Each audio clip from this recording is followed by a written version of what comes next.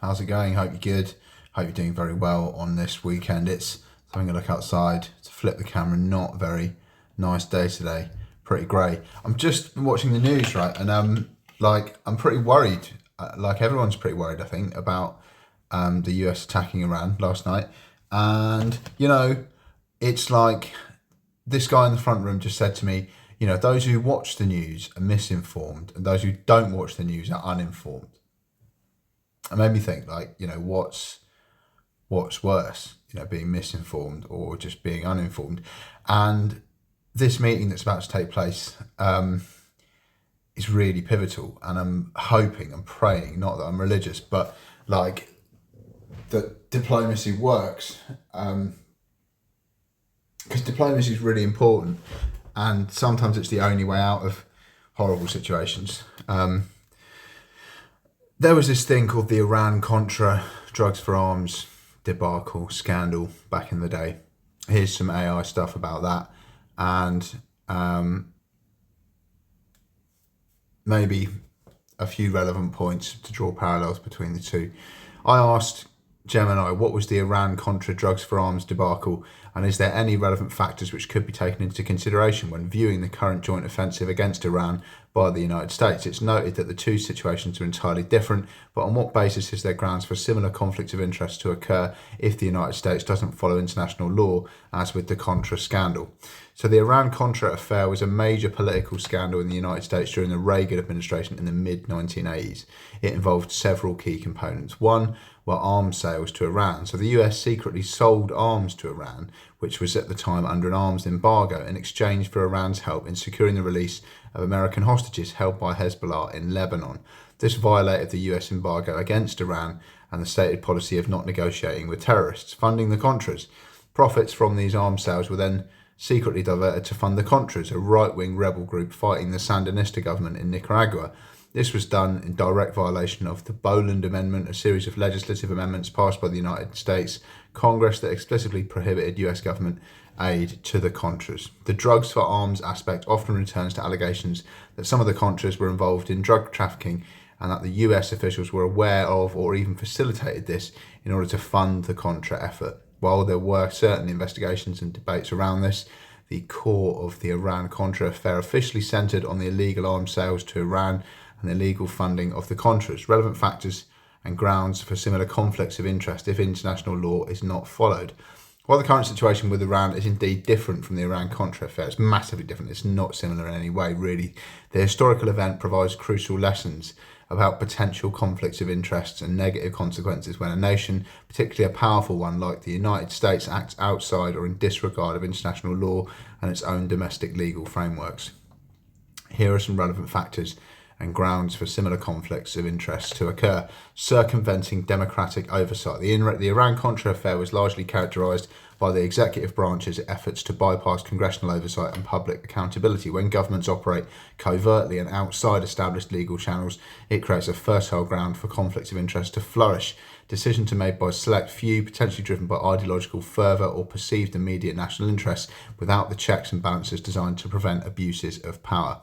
Unilateralism and disregard for treaties and agreements. The secret arms sales to Iran directly violated US policy and international norms. A pattern of unilateral action or a disregard for existing international treaties and agreements can lead to an erosion of trust among allies and adversaries alike. This can create situations where a nation feels justified in pursuing its goals by any means necessary, potentially leading to illicit activities or unintended consequences. Blurred lines between state and non-state actors. So in Iran-Contra, the US was working with the Contras, a non-state armed group. When governments engage with or provide support to non-state actors outside of clear legal frameworks, there's a risk of losing control over those groups' actions or becoming complicit with their illicit activities, like drug trafficking or human rights abuses. This can create conflict of interest, where the stated goals of the intervention become intertwined with the less savoury activities of the proxies. That's where there's sort of some similarity with the Allied forces and the way that they're aligned at the moment. Perceived ends justify the means mentality. Key driving force behind the Iran-Contra was a strong belief within parts of the Reagan administration that the Sandinistas were a serious threat and that supporting the Contras was vital, even if it meant breaking laws.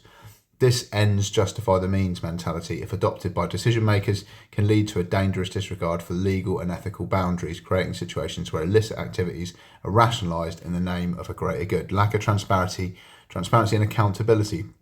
Of course, the secrecy surrounding the Iran-Contra affair allowed it to fester and grow for an extended period, making it difficult to detect and correct. A lack of transparency in foreign policy decisions, especially those involving covert operations, makes it harder for the public, the media, and even other government branches to hold officials accountable, increasing the likelihood of conflicts of interest going unchecked. Long-term damage to credibility and trust. The fallout from Iran-Contra severely damaged the credibility of the US government, both domestically and internationally. If a nation is perceived as not adhering to international law, it can undermine its ability to lead on global issues, form effective alliances, and build trust, which can have a long-term strategic disadvantage.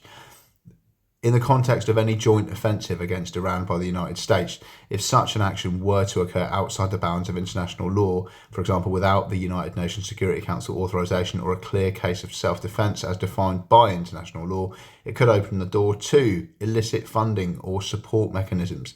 Similar to how the Contras were funded, there could be attempts to find covert ways to finance or equip operations if overt means are legally restricted. Unaccountable partnerships. The United States might align with or support local actors in ways that lack transparency or oversight, potentially leading to unintended consequences or complicity in actions that violate human rights or international norms. That's kind of what I'm worried about and where I'm coming from. The erosion of international norms, a disregard for international law, in one instance can set a dangerous precedent, weakening the very framework that's supposed to govern interstate relations and prevent wider conflict. Blowback and unintended consequences. Actions taken outside the law can breed resentment, destabilise regions further, and lead to unforeseen negative repercussions that may create new conflicts of interest down the line. Ultimately, while the specifics of any current situation would be different, the Iran-Contra affair serves as a potent reminder of the inherent dangers and potential for conflicts of interest when a powerful nation chooses to operate outside of or in deliberate violation of established international and domestic legal frameworks.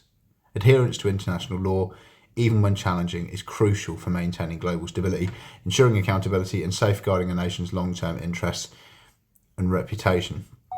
Mr. Trump, I know you watch all my videos. Even though I've got a slightly swollen face, you can probably see just about the swelling. I've had my teeth out. You should still listen to what I'm saying, because you need to be very fucking careful with this one, mate. I'm watching the TV and I'm really not liking what I'm seeing today. And I know I'm just little old me, but I'm just using my voice as somebody, in a state which, facilitates freedom of speech, and just saying, hashtag just saying, hashtag CND, hashtag truth, hashtag stop the war coalition, hashtag free Palestine, hashtag word up, hashtag no war in the Middle East, hashtag peace, essentially. I just think people need to be a bit more mindful of the consequences and the fucking rules and the law. There are certain things which you're just not supposed to do, and there's certain things that you can't do. And as soon as you get that rule book, you chuck it out the fucking window, then you're fucked, aren't you? Because then everybody's going to turn on you, and you're going to bring the war to our door here in the United Kingdom and to your own door in the United States.